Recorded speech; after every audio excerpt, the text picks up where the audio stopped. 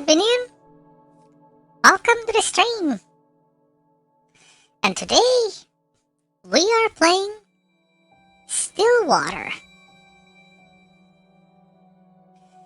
Now, few things. I know my Discord list is a bit in different order, but I decided to wait on a sale before we play, what was it, the letter and the other game, I can't remember the name right now. So they will be probably after this, depending how long this game is. I do have another, game as well, in case we finish this too quickly, so don't worry on that. Second, this game was recommended by Souls, so thank you about it. We'll be seeing what this game is about. It is also not very popular, like only 50 reviews on Steam, released last year. So I'll be certainly excited to see what this is about. Maybe the reviews were positive thus far, and the game is free, so you can go play it yourself. But we might as well begin.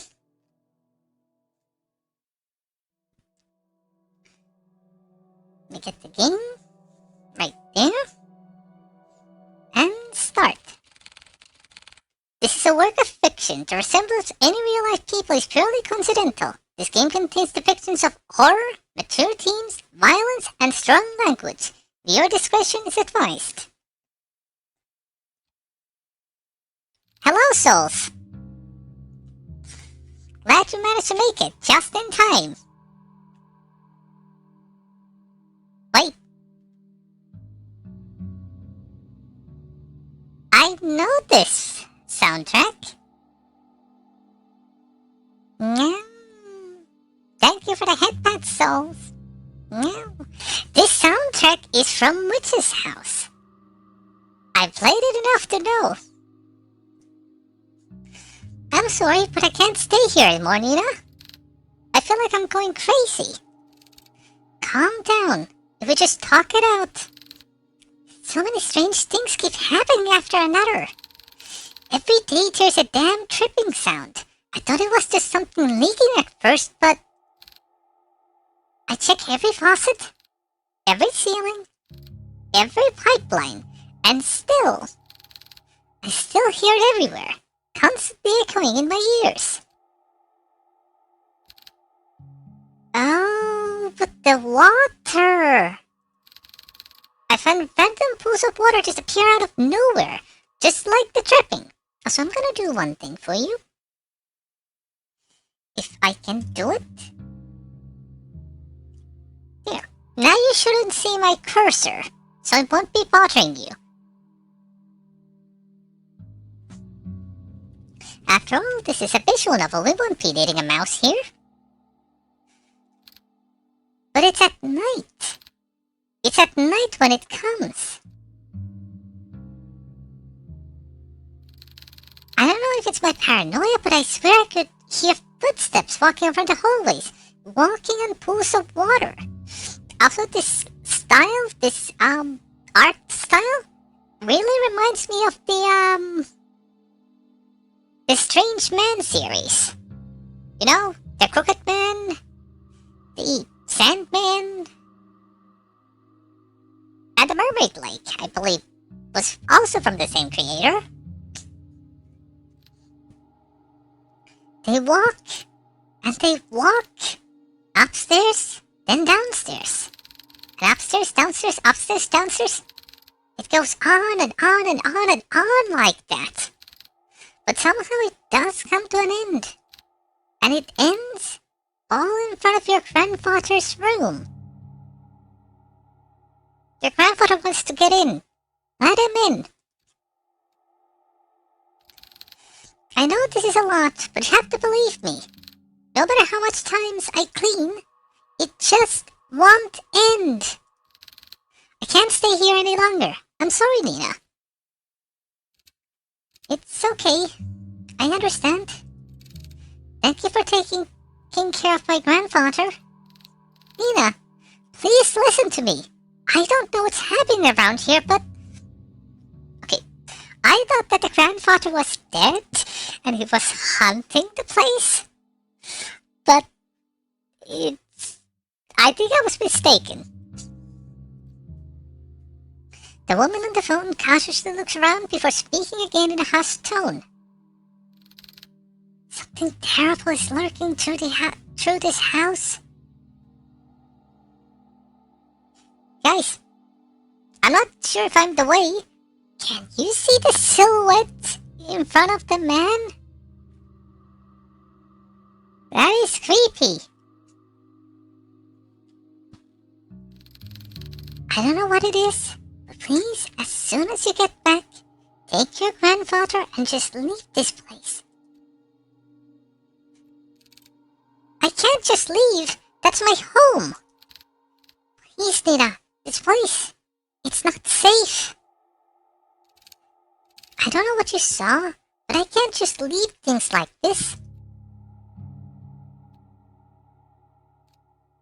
It's my home.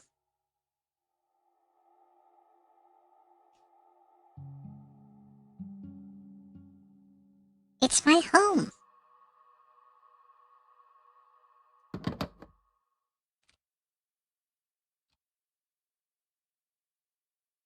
Amid a foggy morning, there sits a man by the corner of a booth. He drinks black coffee and, depending on his mood, occasionally orders a donut. And today, it was just black coffee. Ugh. I swear, I've never seen that amount of paperwork in my life. A freaking mountain worth of it. Also, Souls, I know there's no game sounds right now, besides the text going, but can you hear the volumes of the game fine? It is quite quiet, especially the music. You're a valuable member of our team, Hugo. My foot. I'm starting to believe that I was bamboozled into joining their agency. Hugo Laurent, age 30, takes a good look at his cup of joe and chucks it all in one sitting. Let me boost up the volume a bit then. Let's try 6 decibels.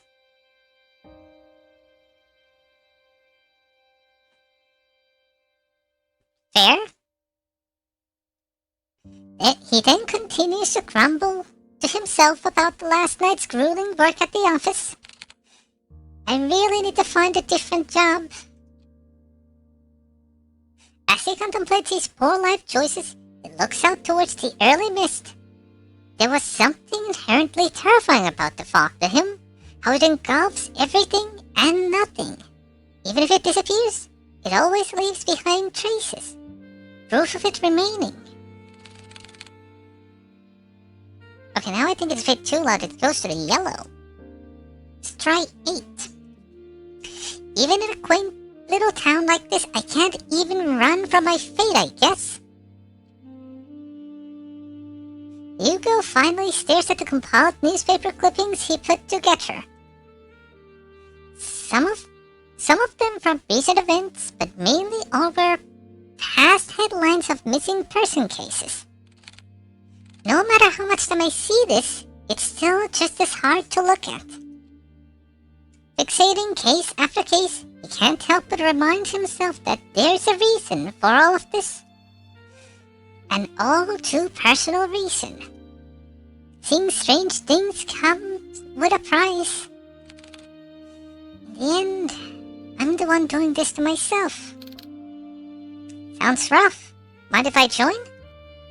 An annoyingly familiar voice interrupts his train of thoughts. He slowly looks up to see one responsible, although reluctantly. Good morning, Hugo.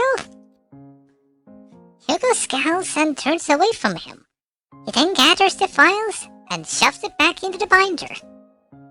Meanwhile, the tall man takes this as an initiative and sits at the opposite end of the booth. He greets the waitress passing by and orders himself a hefty body breakfast special with an extra plate. As usual, the waitress is happy to oblige and goes back to the counter to relay his order. The man then looks back at Hugo. He sees his empty cup and now jumbled newspaper clippings, all the while Hugo is trying to ignore him. You really should eat something with that black coffee. Not ordering any donuts today? I'm fine, Noah. I'm just not in the mood, okay? That expression, though. Not even a little? There's a momentary silence between them before Noah disturbs it once more. Well, too bad for you. I ordered a big breakfast for the two of us. Two? Oh, that looks delicious. It's making me hungry. As if the world could grace Noah with an even more perfect punchline, the food arrives. Why the hell did you order for the two of us? Just eat what you want to eat. Don't worry about me. Wow, this looks so delicious. Right, Hugo? Sure, I'll have the eggs. Delicious. You don't like egg sauce?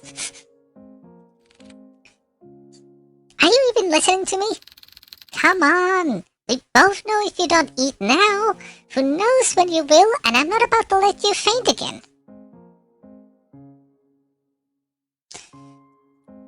I'd question that, but I also know that cat doesn't like cucumbers, so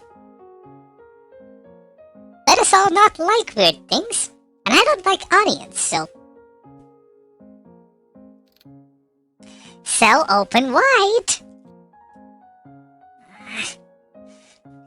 Noah De Leon, age 27, a natural-born charmer, is just as equally persuasive as he's threatening. With pensive look, Hugo finally gives in and eats the generous spoonful without further complaints. It's good, right? Good food will always help cheer you up.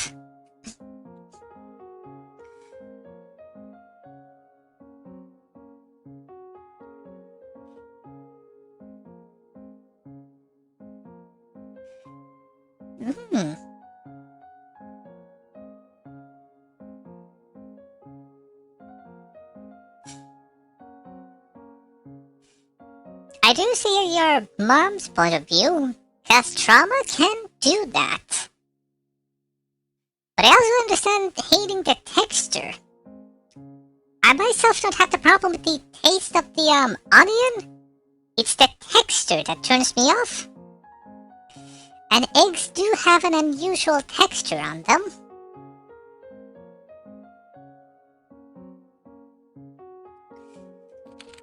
Damn him! I got swept away again. Oh, by the way, the chief will be out of a business trip. She mentioned it will be for a couple of days. When did she tell you this? I didn't hear anything about it. Yesterday, I think. Yesterday?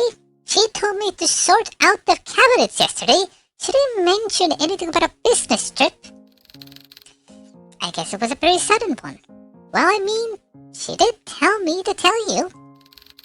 And lucky me, I know where you go every morning.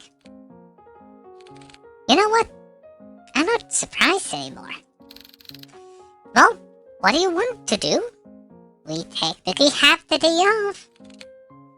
I'm gonna head back to the office. There's a couple of boxes I didn't get a chance to sort out. In that case, I'll come with you. Why? You could just rest for today. And pass this opportunity to get to know you better? Quit it? After the enlightening banter, the two of them finish their breakfast, pay for their meals, and head to Hugo's car. As Noah opens the door to the passenger seat, he notices a bloodhound sleeping inside. Hello! The big dog stirs at the sound of the car door opening and lazily stares at Noah. I'm sorry, big guy. He then closes the door while trying not to make too much noise to disturb its occupant. Yes, we have a pupper! Looks like a good boy. Colby? At the sound of his name, his heavy-lidded eyes slowly peek to see who calls for him. Oh, look at those eyes! It is his one and only partner. He is human. As if finally realizing who he is or where he is, the old bloodhound stirs up from its sleep, bounces at Hugo, and proceeds to wag his tail uncontrollably. Good boy. Good morning again, Colby. Had a nice nap? Look how happy Hugo is. Colby, 8 years old, Hugo's most faithful and loving partner in crime. That's silly because we're a detective. Has the biggest tendency to just sleep all over the place. I know, right? So cute. Noah, who's witnessing all this from the backseat, chuckles himself. He's amazed and slightly defeated at Hugo's sudden urge of energy. Surge, I meant to say. Huh. It doesn't matter how many times I try, when it comes to boosting up his mood, no one can beat Colby. Agency, 7:50 a.m.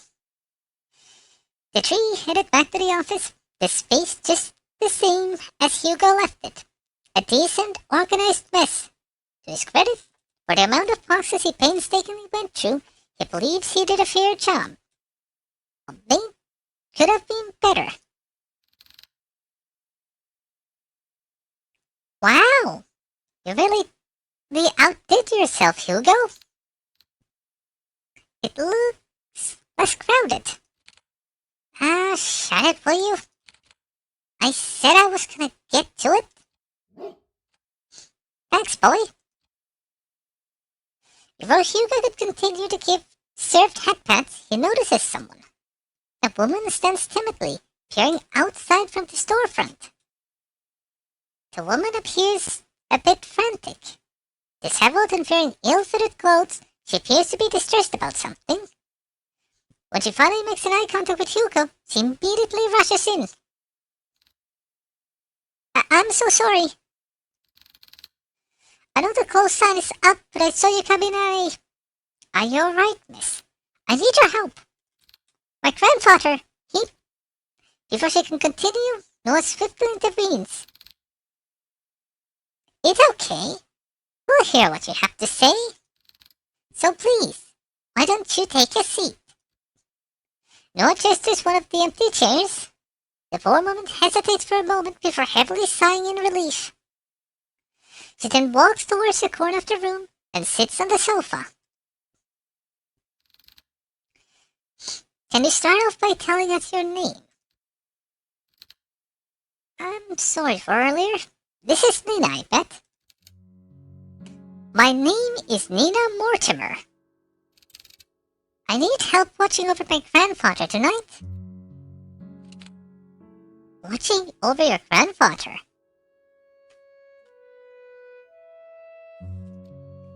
Yes. I'm sorry, Miss Mortimer, but I don't quite understand. Is he in danger?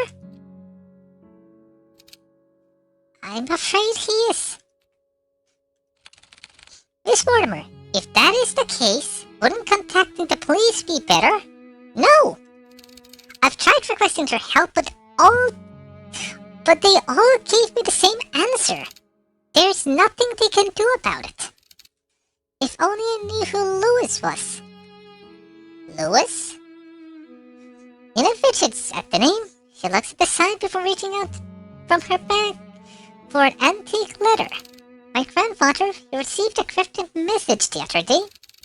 It didn't come with an address or the name of the sender. However, the only thing I did pick up What's that name? As she hands over the letter, Yuka notices her hand slightly shaking. Whatever lies in this note must have shaken her this badly. Delicately, Yuka removes the content of the envelope and unfolds it. At first glance, it seems like any normal written message. A person named Louis asking the author, Henry, to come meet him by the lake at midnight, needing to share something important with him. However, what's eerily striking about this letter is not the message itself. Rather, at the bottom of the page, the sentence far more disturbing is written.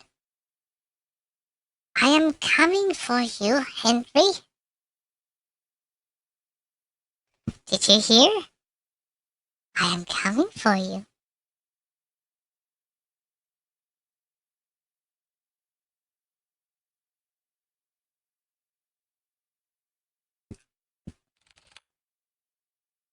Were there any other letters like this?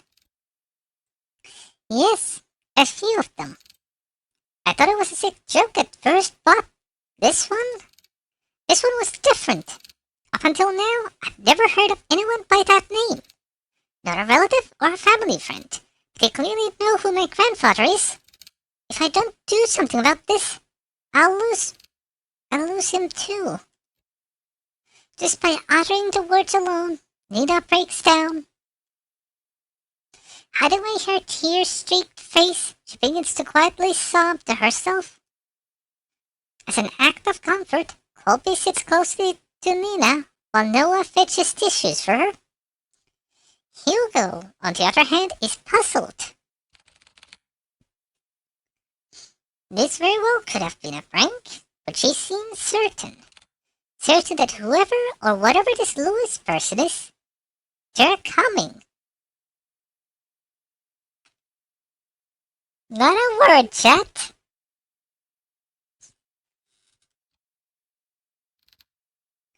Do you want more Noah, shut up! You're not making the situation any better.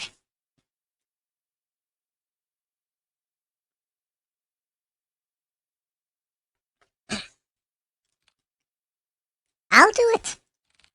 I'll take on your case. For a moment, silence fills the room. Only stares are directed at Hugo, until Nina finally stands up and walks towards him. You take it? Hugo simply nods. Thank you. Thank you. You don't know how much this means to me. We're glad to help Miss Nina. Nina is fine. Well, Nina, we'll do our best. Nina smiles slightly at Hugo before reaching into her bag once more and taking out the note. This is my address. 4970 Church Street. I'll be sure to greet you once you get there, Detective. She politely bows once more before heading to her car and drives back home. Once out of sight, Hugo turns around at his cluttered desk. Still messy, but presentable. I guess I'll have to sort this out later. Again.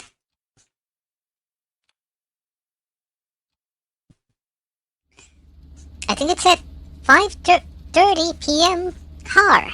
From the ongoing downpour to the quiet hums of the car, they sit in silence. Still miles off from their destination, Hugo constantly checks the rear mirror. Noah, who usually chants his ear off by now, sits completely still. He looks out to the passing streetlights, reserved and distant. Hey, you're a lot quieter than usual. What's wrong? Huh, this is a surprise. Have you been looking at me, Hugo? No, you idiot. You usually just talk a lot, that's all. So, do you miss me talking a lot? Just say it. I didn't want to offend Nina earlier, so I kept quiet until she finished. But it's her last thing that caught me off guard. Hmm? Have you heard of the Mortimers? They're a pretty distinguished family. Yeah. They're in The Sims. Constantly having horrible things happen to them. Well, they used to be. What do you mean? They've been struck with so many tragedies that over time people began to believe they were cursed or something. Every other year, I would see a headline of the local news about one of their family members' deaths. And you know what's strange? All of them have been labeled as accidents. No foul play, no nothing. Just another unfortunate event for the family. Maybe. I understand why she wouldn't go to the police. She probably thought they'd perceive her as paranoid or hysterical. Or worse, crazy. I can't imagine all this for Nina. And most of all, who knows what we'll find there? Is that why you decided to come with me? Well, partially. I'm more worried about you, though. Think of it this way. I'm the appointed driver. When you decide to do some pretty reckless shit, I'll be there to drive you to the local hospital. Besides, two are better than one. Exactly. I was fine with Colby coming with me. Well, have you heard that 3 is better than 2? Mortimer Street, 6 p.m. Fantasy. Passing through the countless dirt roads and steep cliffs, the estate reveals itself beyond the evergreen. Nestled and tucked away from prying eyes, it stands tall, looming from a distance. Hugo and Noah could only gaze at the sheer scale of the matter as they parked adjacent to Nina's car. Wow! And to think she came all this way just to request us? It took more than a couple of hours to get here. Maybe she really didn't have a choice. What do you mean? Come on, she's waiting for us. Immediately after exiting the driver's seat, a sudden sharp pain weighs heavy on Hugo's chest. Grasping tightly at his coat, he begins to gasp for air. His gaze hazes as he leans close to the car. Like a fish drawn out from sea, he desperately heaves. But his ache he harbors pales in comparison to the pain far more excruciating. Is it the house? No. Something far more sinister. He feels it. Someone is watching him. A piercing gaze fixed on him. Like leering at a bug and waiting to strike. I'll never forgive you. What the hell? Damn it, already? I need to hurry or else... Hey, you alright? Noah calls out to him, snapping out of his fixated trance. Colby nudges his head against... Aww. His head against Hugo, whining with concern over his partner's well-being. Did you hear that just now? Hear what? That voice. It was so close to my ear, Is everything alright? We're all soaked here. Well, I'm fine, don't mind me. I'm just a bit winded from the trip, that's all. I'd be happy to make you coffee at the very least. If it's no trouble. No, not at all. It's the least I can do. Once again, this subtle uneasiness from Nina surfaces. But before Hugo could get a chance to take a look further into it, she walked off towards the front porch without saying another word. Are you sure you're alright? You sound like you were joking earlier. I said I'm fine. Besides, we're already here. We can't back out now. Listen to me, I think you should... Noah abruptly cuts his lecture short as he notices Nina stopping by the front door. She stands there silently, as if contemplating something. I know this may sound rude, but I didn't get the chance to know your names. Well, you were pretty out of it when you walked in. I'm really sorry about that. No worries. This is Detective Hugo Laurent. His assistant, Colby. And I'm his second assistant, Noah DeLeon. Huh, it seems so surreal. Just like a cartoon. Have you looked yourself in the mirror? Nina meekly smiles before turning away from them. I haven't been quite honest with you, Detective Laurent. Just as before, as if carefully choosing the next word, she decides that in this situation, words are not enough. You'll see for yourself what I mean. And with that, Nina enters the house, leaving the tree to follow behind. He was about to enter through the foyer when he feels a tug at his arm. Don't forget what I told you. If something happens, let me know right away. You'll be first to know. And with that, Noah releases his grip on Hugo. They proceed to head in, not knowing what awaits them beyond the door. Made over the partly lit hallway, Hugo notes that the interior is just as grand. Adorned with floral accents and antique paintings, it exudes an elegant charm found only in the resplendent house such as this. However, Hugo notices something even more distinct than the splendor. This house is much more terrifying inside than out. Please come this way. Bracing themselves, they enter the dimly lit drawing room. At first glance, Hugo could not discern the silhouette situation in the far corner. However, from the closer inspection, he now understands the reason for all of Nina's unsettling vagueness. Grandfather, you have guests.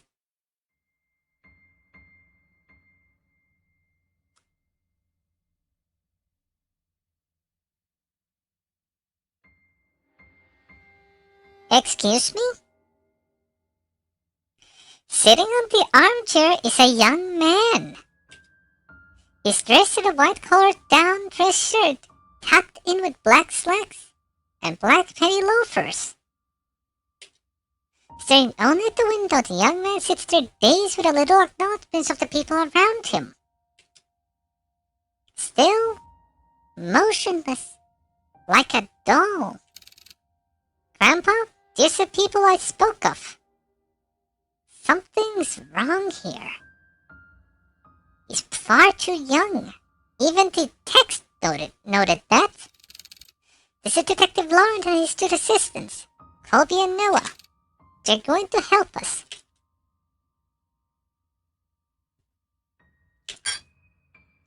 Even after introducing them to the head of the Mortimer estate, Hugo and Noah could not help but feel unnerved. The man before them is supposed to be frail and older than any of them. And yet here he remains, forever unchanging, forever young. They've come a long way, so I'll be making some coffee. Would you like some, Grandpa? The young man still does not reply back, never glancing at Nina or anyone else in the room, only fixed on the rain. I'll be sure to make a cup for you too. She then timidly gestures to Hugo and Noah back to the foyer. Bearing more questions, the two follow Nina outside. But before leaving the drawing room, Hugo takes one last look at the young man. There's an all too familiar air about Henry Mortimer. His eyes. They're similar to his own. Whatever he must be longing for, Hugo knows that it will not end well.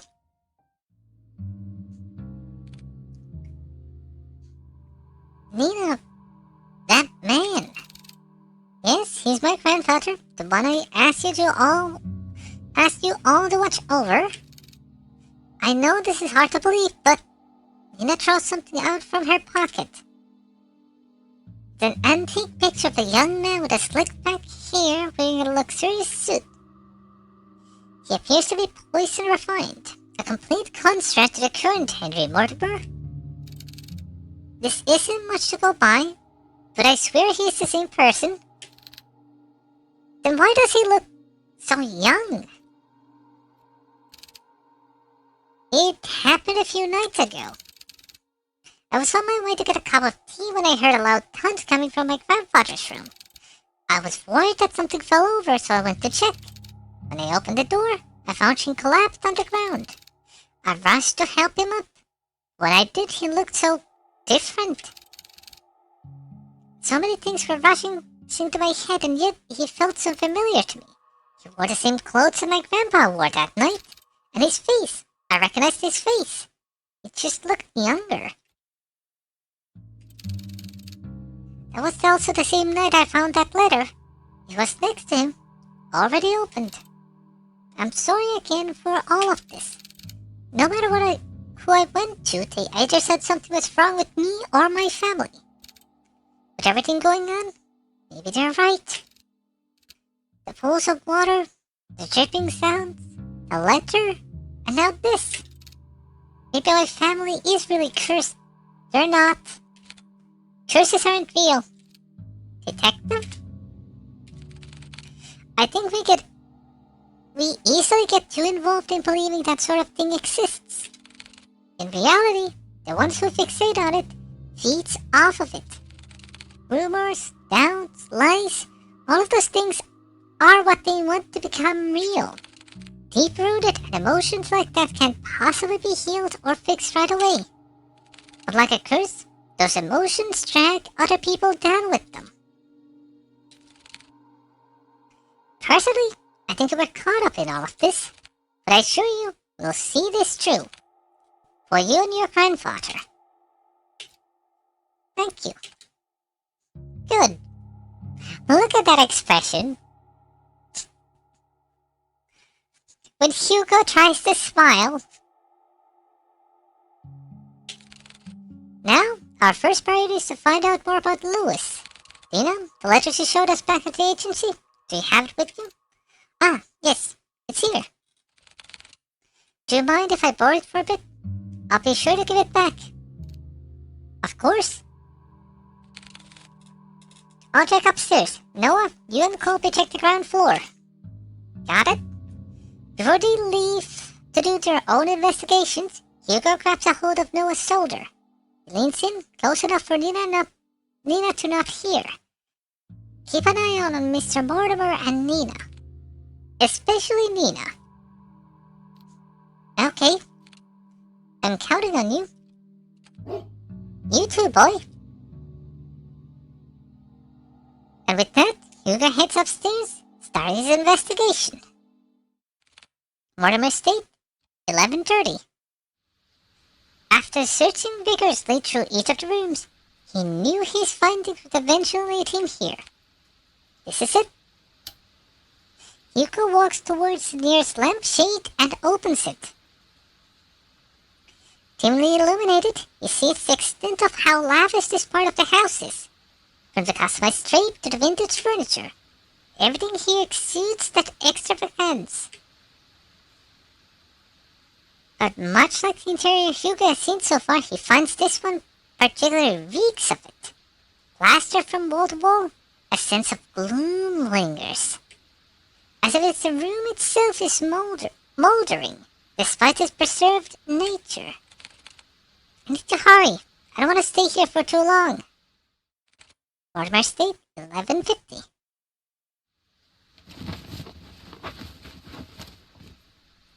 He searches and searches with no sign of anything.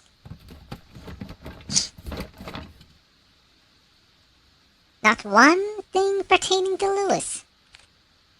Damn it, nothing? It's as if he cleared out everything, just blank everywhere. No, it has to be here. I'm just missing something. He ponders again before remembering the letter. This is the only proof Lewis exists so far. I'll try to read it again. Maybe I overlooked it. As he takes the letter out from the envelope, he notices a change within.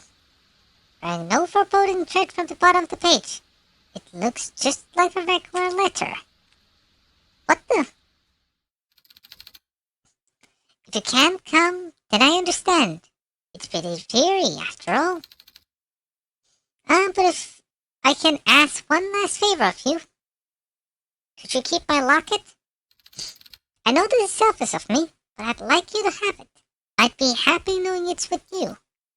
Thank you for everything, Henry. Forever yours, Louis.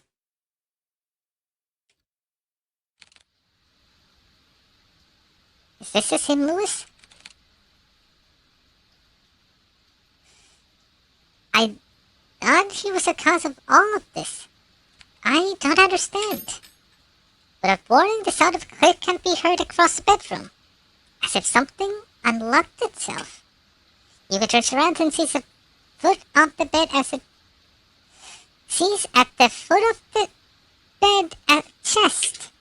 Unlike other furniture, its dark and rustic features have not been maintained well. Left to rot on its own. Preparing himself, he opens the chest. Inside, scrambled together a bunches of notebooks and small trinkets. Hugo continues to rummage through, but he stumbles across an old newspaper article. Young man found dead by the lake. Rusty Lake? An unidentified young man was found on the morning of X 3 days prior to his death, according to police. Ruled out as suicide, the police have claimed that the troubled youth drowned himself. This certainly is a tragic loss, an unfortunate event indeed. X comments. No claim of his body have been made yet. Lewis. By the corner of Hugo's eye, he spots a bright glint buried beneath the clutter. He reaches for it. A locket of a brilliant gold shines unblemished, retaining a timeless luster. Inside it safeguards a picture of a young man with glasses, smiling brightly. This must be the locket he was talking about. It's so pretty. I'm surprised it still shines like this. I'm surprised and this picture. Did he put this here? No, it might have been Henry. But why would he store it away like this? What should I do?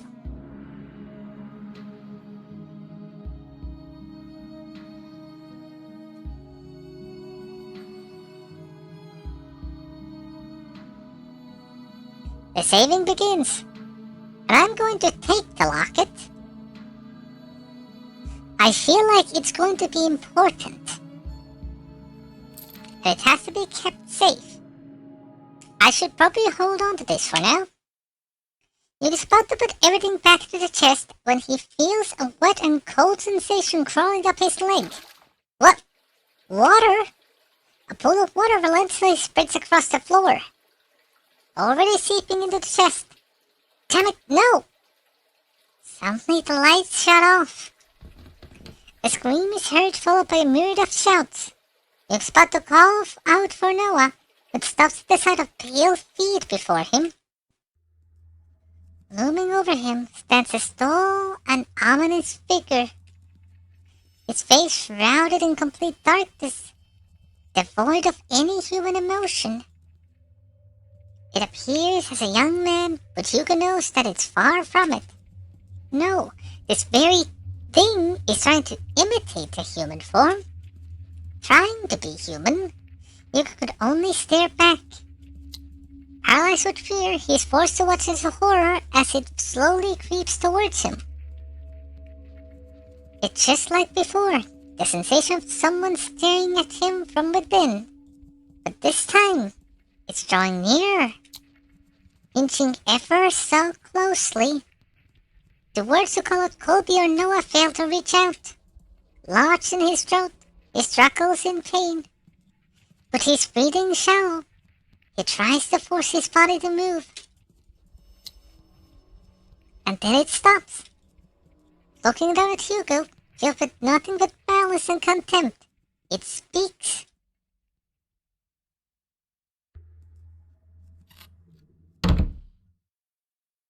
I think it said, "Don't get in my way."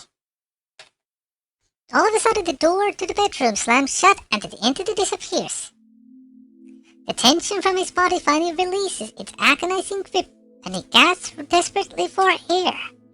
His vision blurred and breathing jagged, he staggers towards the door. He yanks the handle several times, but it's tightly jammed. Fuck! Noah! Colby! To his dismay, he's only greeted with silence at the other end of the door. Damn it! From the distance, he faintly hears the sound of Colby's relentless barking as it gets further away from the house. Hugo rushes towards the window. He tries to pry it open, but much like the door, heavy force prevents it from doing so. Fuck this! Frantically looking around the room, he spots a nearby chair. Without movement sooner, Hugo grabs a chair and starts to strike the window. Bit by bit, the window cracks larger with each blow, splitting off in smaller pieces. What the hell is this thing made out of? Still trying to catch his breath, he musters the strength he has left for the final blow. Damn you, just break already! Clearing out the remaining glass shards, Hugo peers his head out to see any railings he can grab hold onto. However, he discovers instead the wall adjacent is covered in ivy. Despite how heavy the rain has started to become, he reaches outward, grabbing the handful of vines. Carefully, he climbs out of the window, gripping tightly and making sure he doesn't lose his footing. Yet this luck, the patch of vines he clutches starts to tear away from the wall. Out of desperation, he struggles to find his grip on another, but fails when his hand slips out of reach. Shit! Clamoring wildly as he loses grip on the ivy, he crash lands down onto a thicket of bushes. Air forced out of him, he heaves uncontrollably, trying to even out his breathing. But even that is laborious. An immense pain spreads across not only his back, but his entire body. God, I'm getting too old for this. Although his body screams out in pain, he forces himself up. There's still time. I can do this. I have to do this. With staggering feet and haggard breathing, he makes his way to the place where it all started. To the lake, where this strategy starts and ends. Mortimer State, 12:01 a.m. On entering to the park, Hugo calls out to Colby and Noah. Colby! Noah! Where are you? It's faintly the sound of barking and echoes of people yelling in the distance. He rushes towards the echoes, guiding him through the downpour. With his heart racing and blood rushing to his head, he finds his way to the lake. Just a second.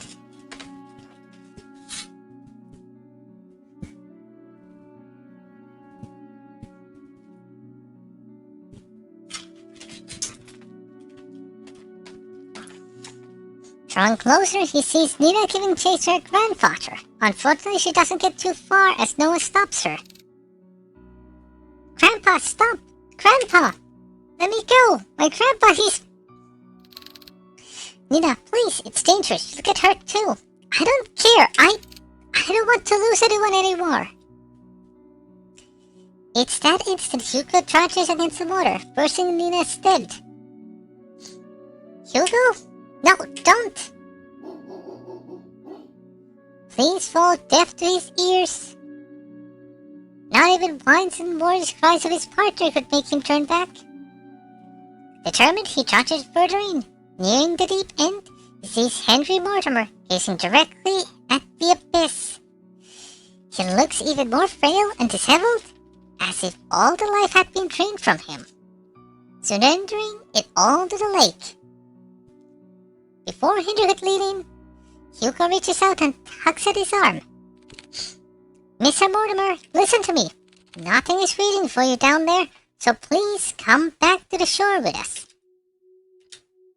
Motionless and unresponsive, he still stares deeply into the water. There are so many things we cannot afford to lose in our lives, and you're one of them.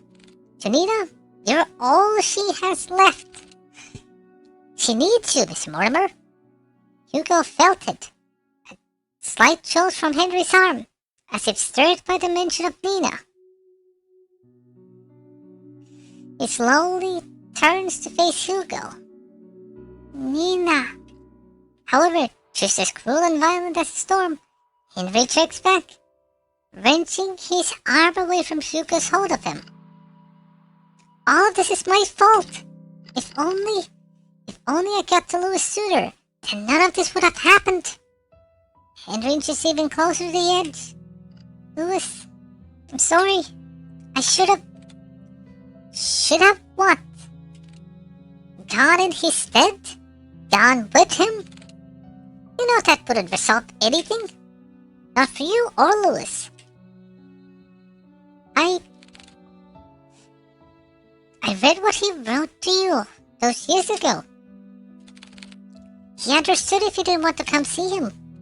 The thing is, Mr. Mortimer, Lewis never thought of anything less of you. The locket is the proof of that. Lewis's locket. Yes, it's the symbol of his love for you. That's why you don't have to shoulder all of that pain by yourself anymore. We can talk about it. About you and Lewis. All of it together. Hugo extends not only his hand to him, but a promise. A promise that Henry had yearned for so long. A way to forgive himself. He hesitates at first. What fool believes in the deserved forgiveness? Such thing doesn't exist. His eyes don't glow anymore. And yet, despite everything, Hugo still reaches out to him, to a stranger. Maybe he can be forgiven. Just as he was about to reach out for Hugo, a hand slithers around Henry's instead. His arms had naturally contoured around him, while the head perches on his shoulder. This thing. This Lewis is no longer pretending to be human. With piercing cold green eyes, it stares directly at Hugo. Mocking him. Cursing him. Wishing nothing but despair. We can be saved? We can be forgiven? There's only one true way out of this. I will share with you the most happiest ending, I think it said. Before Hugo could reach out Henry's hand, he disappears into the water. Mr. Mortimer! Without hearing the anguish cries in desperate pleas, Hugo dives after him, into the abyss. Now we're somewhere. Launching into icy waters, Hugo feels shots running rampant throughout his body, like spikes continuously piercing from his legs to the tip of his fingers. Fiercely and unyielding, his chest tightens and his heart races as he begins to kick his legs. Hoping whichever way he goes, he'll find his way to Henry. Swimming deeper and deeper in, he sees faintly a figure slowly descending into the darkness. As he finally gets closer to Henry, a long snake-like arm stretches across the void and grabs Hugo's neck, violently squeezing the air out of him. He tries desperate to wrench his hands away. With each struggle, Hugo's movement began to weigh heavier and heavier. Lewis! Where are you, Lewis? It's looking for Lewis? Digging deeper into his coat, he grabs tightly into the hand of the locket that Henry kept and had long forgotten, holding it out as it shines ever so brightly in the dark. Ah, there you are. He releases the grip on Hugo and instead reaches out for the locket. More Witch's House music. Taking this as a chance, he drops the chain and kicks with all his might to grab Henry's arm. His heart burning and his body screaming, he swims desperately to the surface. Almost there. I just have to. As the light from the surface begins to blur, Hugo makes one last attempt to reach for it. With his limbs worn out and his energy spent, this is all he can do. Before he loses his consciousness he notices a figure swimming towards them, getting closer and closer. And then, everything fades to black. Now we don't know about the time. Drifting along what feels like an endless sea, Hugo courses through the wave after wave, not knowing where he's going or caring for that matter.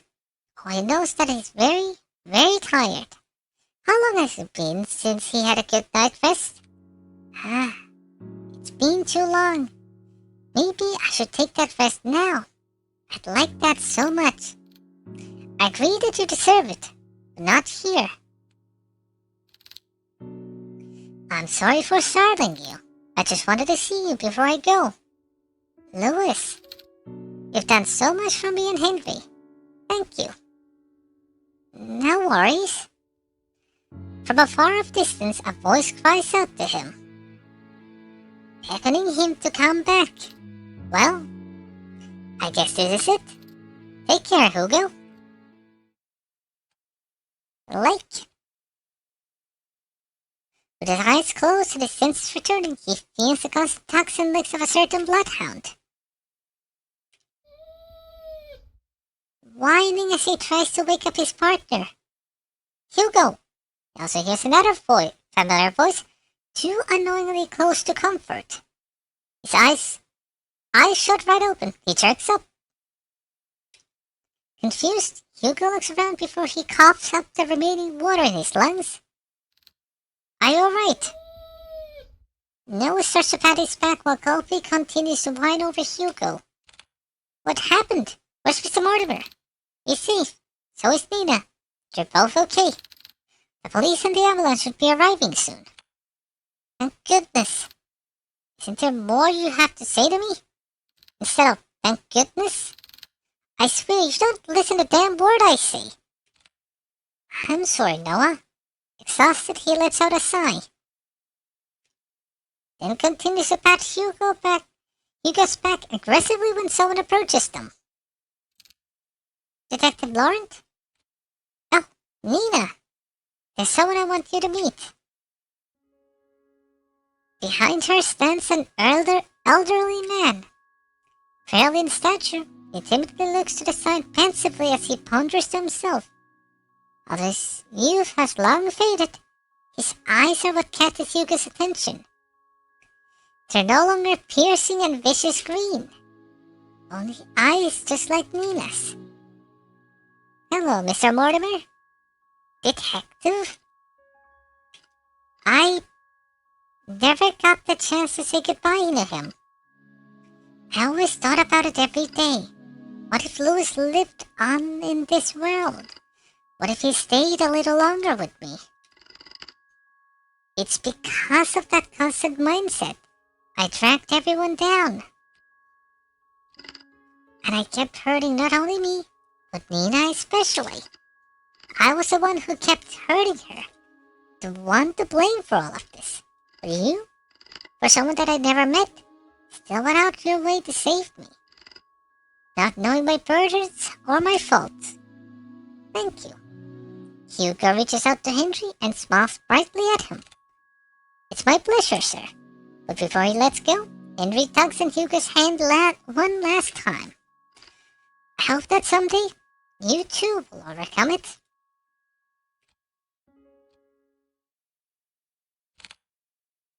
The next day, 8 a.m. Well, good morning, Hugo. You're bright and early. Morning. With much fervor and haste, Hugo resumes writing on his notepad. Although by closer inspection, he looks like he's going to combust any minute. Are you writing up the report? Without looking up, Hugo responds back. Yeah, for the most part. You still need to write yours too. I will. But since I haven't had breakfast yet, and I don't like eating by myself. The food's back. Let me guess. 2 is better than 1? Bingo. Wow, Hugo. You're really catching on. I'm so proud of you. Shut it, will you? I swear, if only it hadn't fallen off from the goddamn window, maybe my report would have been shorter.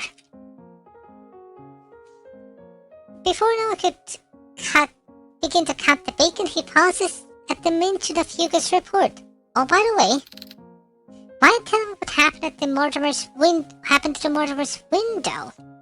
I broke it. Well, that's obvious to me. What I don't understand is, why is it broken? Do you know how much it costs to repair a window like that? I know, it was really dumb of me. I'm sorry. Besides, I told Miss Mortimer about it before we left. Honestly, I was expecting an earful from him. Also the bill. And, surprisingly enough, he said it was okay. So what? You just called it a day after all of that? Thank you so much, Mr. Mortimer. You broke it, you pay for it. Would you chill? Of course I'll pay for it. But each time I kept insisting, he just shrugged it off. He said we already went through a lot of them, so this was nothing in comparison. You know what? He's right. After all that we went through, I deserve at least a nap. Hugo puts down his pen and proceeds to head for the couch. Hugo puts down his... Colby follows after him. Wait, what about the breakfast? I'll eat it later. It's nap time now. Heavily sighing, Noah sets aside the food on his desk and joins the other two at the couch. I'm getting old. I mean, you are old. Shut it. Colby whines, asking for head scratches. Sorry, boy. Suddenly, Hugo scratches the back of Colby's ear as he leans closer to Noah. You know, I'm glad that you came along yesterday. Oh? What's this? Are you getting chummy with me now? Call it chummy or whatever, but I really mean it. If you hadn't saved us back there...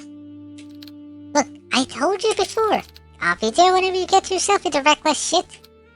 Besides, when you say this was a nap time, get some rest. You deserve it. You too. A calming silence fills the room as the three fall deeper into sleep. No big parties or celebrations, just to each other's comfort and sharing this small but rewarding night's rest. Good end, a night's rest.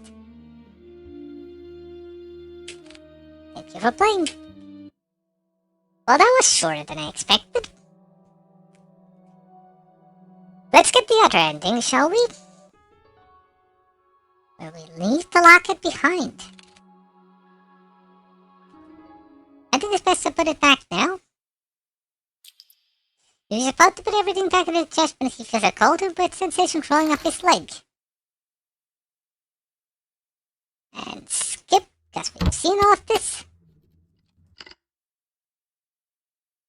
I've had enough. Louis is waiting for me. He's waiting for me to come home. Before Hugo could reach out to Henry's hand, he disappears into the water. Mr. Mortimer! Without hearing January's quiet and desperate pleas, Hugo dives after him, into the abyss. Water fills into his lungs as his vision starts to blur.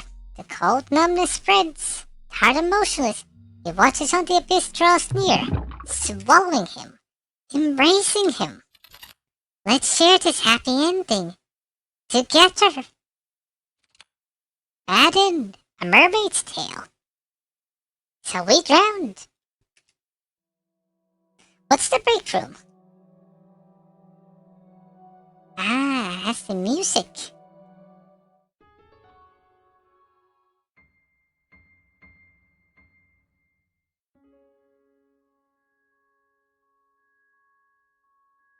I'll try to find the ones that they use from the witch's house.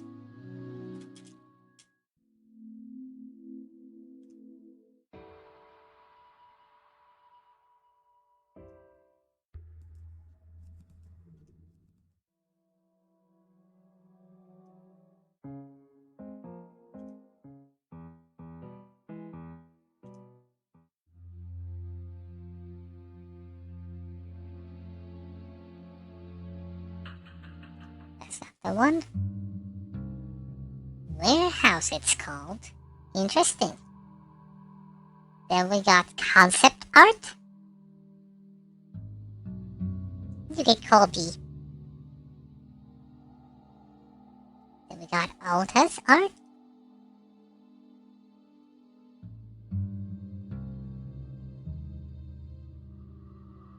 Sas's art.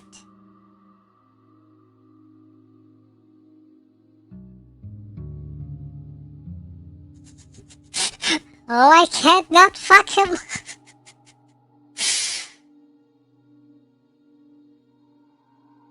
I wasn't surprised about the sexual tension. Yeah, all the sprites that he had.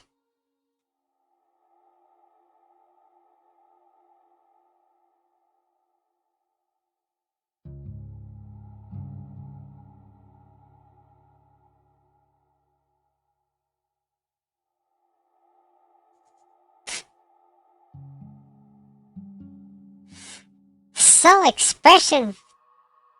full of expressions this dog is.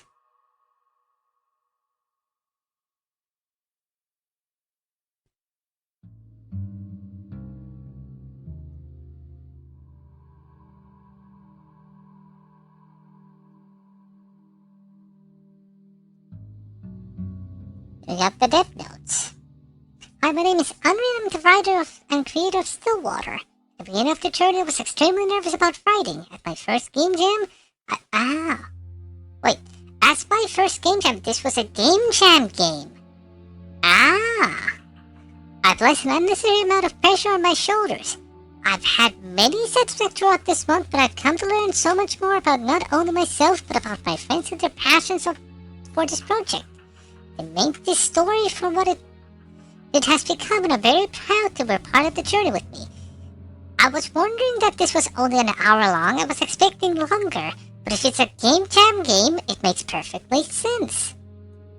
In all honesty, I think I was on the road for a long time. Hugo, my beloved detective, was with me all throughout the high school years, from concept to alternate stories, while I draw him all the time during the lunch or during classes. However, after a while, I just stopped. I wouldn't think of him, nor would draw him anywhere. He was always floating, never landing. It was only late till this year I came to realize something about Hugo. To me, he was always there from the beginning. Through my success and my pain, he was always there. And luckily, he crash landed on this project.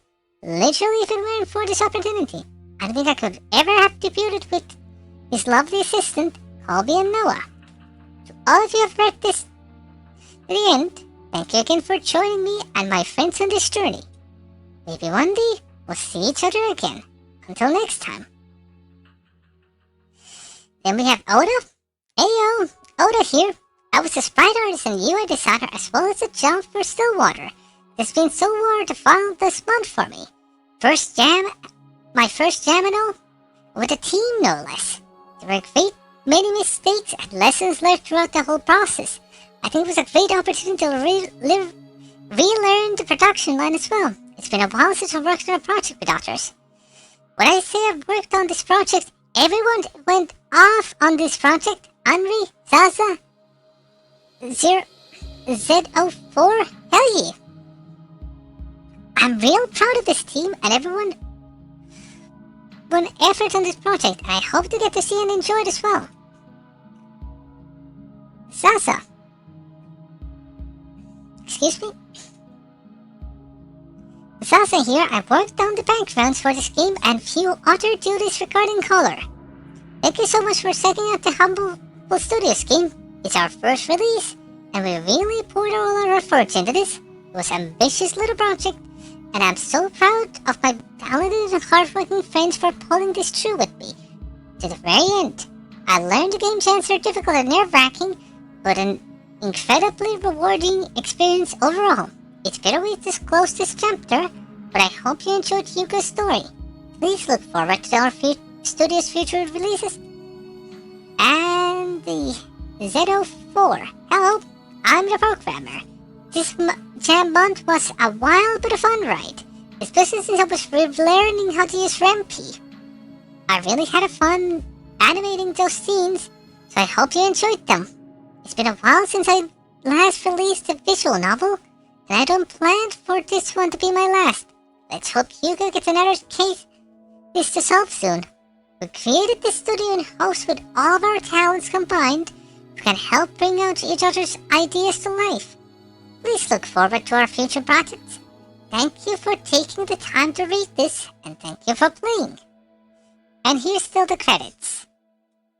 Andre with the original idea and the writer. Oda as the sprite, CG artist and the UI designer. Sasa as the background and CG artist designer and color designer. Z04, the programmer and item BG artist. Music is from Presence of Music and its galleries, effects and assets, so on. Bunch of beta testers. Made in Rempe and made for the Spooktober 3rd Annual Visual Novel Jam 2021. Wow.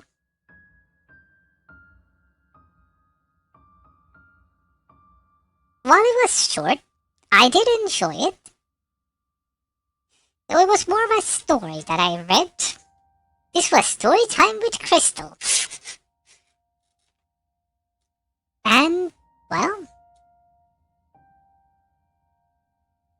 I had fun with it. I really enjoyed the art style.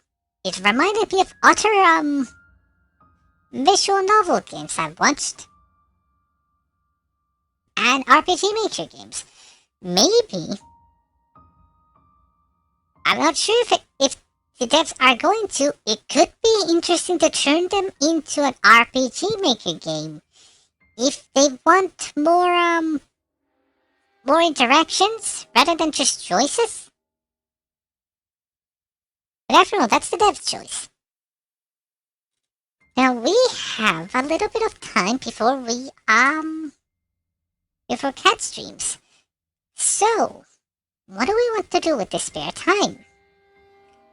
I actually haven't downloaded the other game because I thought this would be 2 hours. Let me see how large it is. Maybe I could quickly download it and play it. If not, we do have control that we have the side quests to do.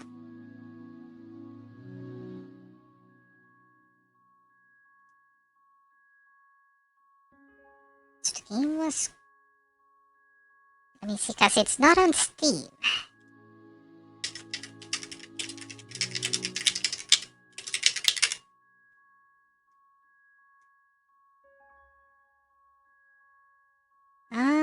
Playtime varies from 30 minutes to 3 hours.